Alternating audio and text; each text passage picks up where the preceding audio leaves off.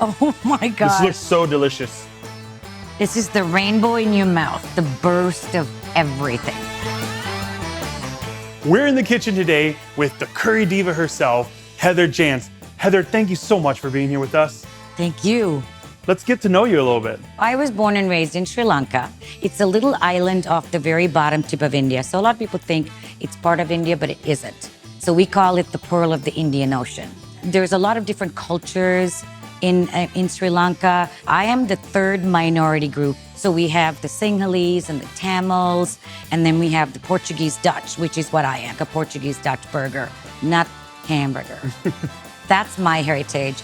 And so food is like, for us, a celebration every single day, just like it is probably for you. So what are we making today? Well, I thought I would make something really traditional. We're going to make curry lentil, which is what we call Dahl, and then something green called a Mallung with toasted coconut. Right now, we're going to start with the lentils, right? Yes. What are the first steps we're doing here? Okay, so we're just going to cut an onion and show you how to pop these mustard seeds. It's super simple. And once it gets going, it's only going to take like about 7 minutes. We want the pan to be just a little bit warm, because what I want it to do is to pop these. So in about... These are the mustard seeds. These are the brown mustard seeds. So you just toss a bunch of them in there. They're starting to get a little wiggly, and you'll hear them like little popcorn things. They'll start to pop. Most of the stuff that I make, activates all 6 senses: sweet, sour, salt, bitter, pungent, and astringent. And in one of my meals, it activates all of those 6. Otherwise, we have that sitting dormant. It's starting to pop right now. Oh, you can actually see it. Yep. Yeah, they're popping. The sweet, sour, and salt gets activated pretty much every day in most diets. But you want the others too, which is your bitter greens, your spices, your legumes, those kind of things. These brown mustard seeds is also, in that pungent part of the spices. So I'm gonna cook this with ghee, and it's gonna be kind of rich, right? With the ghee, you can use whatever you like. So while this is popping and getting all toasty and wonderful, I'm usually gonna throw in a little bit of like the pandan leaf. I'll just cut some of that in there. And these are Ceylon cinnamon sticks. So they come from Sri Lanka. So they say that, if you can't make that crumble like that in your hand, then it's the cassia. Can you smell that? So this is totally different from the cinnamon sticks we get here in America. That's right. That is cassia sticks. Yep. This is so much more fragrant. I know. And just crush it, get all the flavor you want, plop it in there like that so that the oil catches a bit of it as well. And at that point, you're gonna throw in my little dream. With the curry leaf, it's kind of like bay leaf. Right. I'm sitting here and I can smell all of that. I know. It's so good. It's nutty, it's toasty. So what we do is we take all the spices and we roast them, and that releases the oils. And the oils are then what you're getting, like in your food and in your body. So I'm gonna put the lentils in right now after all the spices got all toasty in there. So at this point, I add the really rich coconut cream, and then my water. And typically that's all it is. It's really simple. And you want to add, this is so funny because my mom, and I asked her, how much water, Mom? And she would be like, oh, up to there. And I'm like, she's the finger method. Yeah. So is your finger, what? I don't get it. Okay, fine. When we first learned how to make rice, that was it. Me too. It was this knuckle right here. The pinky. But it doesn't matter whose finger or hands it is, it still works all the time. Does it? So Same method we use. So Same funny. methods we use. This is going to cook up in like 6 to 7 minutes. And if you add more water than you think you might need, because they expand, it's like a rice, obviously, to like 3 times more the size. And then you just cook it on full. And right before you take it down, you add the salt to taste.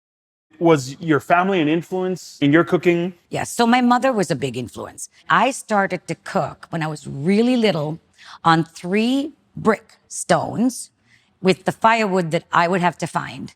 And my first thing I remember cooking was the lentils. And you just put a pot on top, water. It's a little clay pot, brought my own water. Yeah. And then sometimes if there was something growing in the garden, I could experiment with those too. I would watch her and then I would go try to do that outside, and she'd give me little bits of spices because you couldn't waste anything, and then she'd say, okay, bring it in, let's try it. Feels like I come from like the Stone Ages, but it is how they did it, so that was fun. So I have vivid memories of making things like that.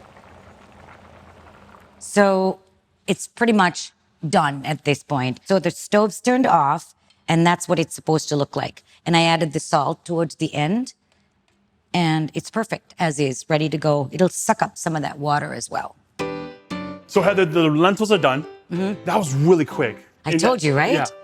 And so we're gonna let that sit for a minute. Yep. What's the next thing we're making here? So we call it a mallung. And a mallung technically means greens that's chopped up, toasted with coconut and spices.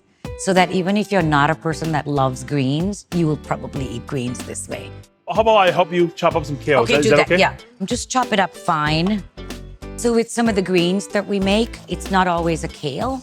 The greens that we have in Sri Lanka are probably similar to the ones that you've had.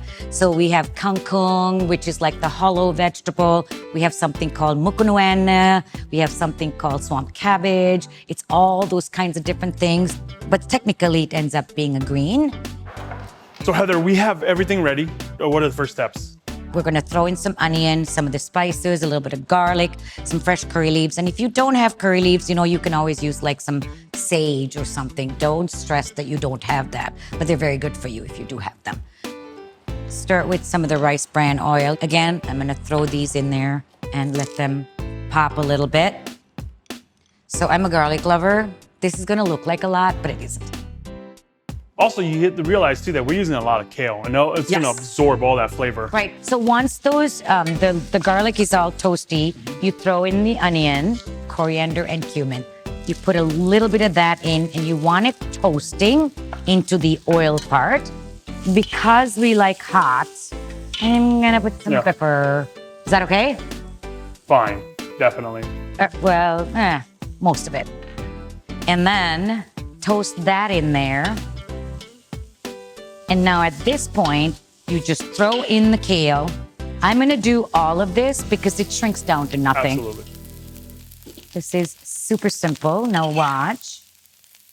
See all those toasty bits in the bottom? That's kind of yummy. Then you have to salt.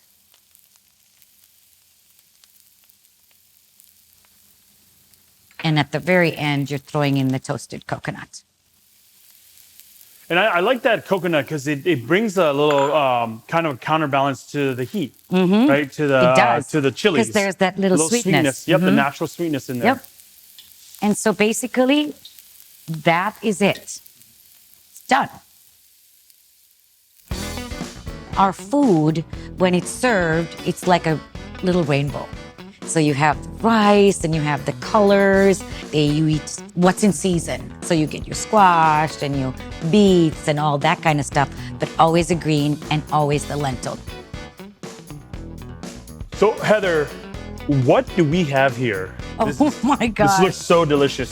So we have the turmeric infused rice in the middle, the lentils, the mallung, Brussels sprouts, green beans, pickled eggplant, squash, and then there's beets. Incredible. And then we have the chutney in the middle. Yep, fig chutney there in the middle. And then that's the other one for you to sample. And then that's your hot. And this is a pickled radish. And normally, we just eat this with our hands. Right? Yeah. Is there a certain technique that you do? Will you do it with me? Absolutely. Okay, all right. So you kind of get yourself a little space, right?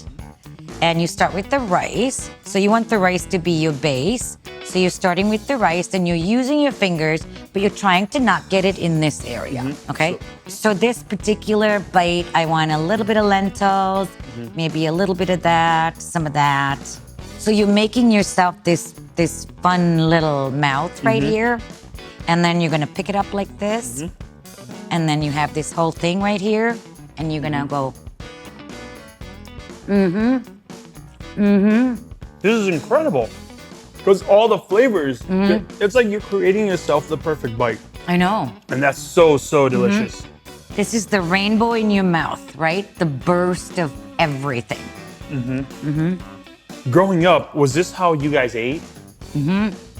Maybe in one meal, we didn't get every single one of these, but like 4 of those and a meat or not a meat.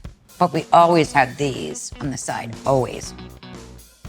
Here in the Midwest, not a lot of people eat with their hands, or they, you know, they consider that wrong. Growing up where you and I come from, eating with your hands, I mean, I always joke, this is my fork, this is my spoon, you know? Let's go at it. It's really true. And so that's what we had, and you just ate with your hands.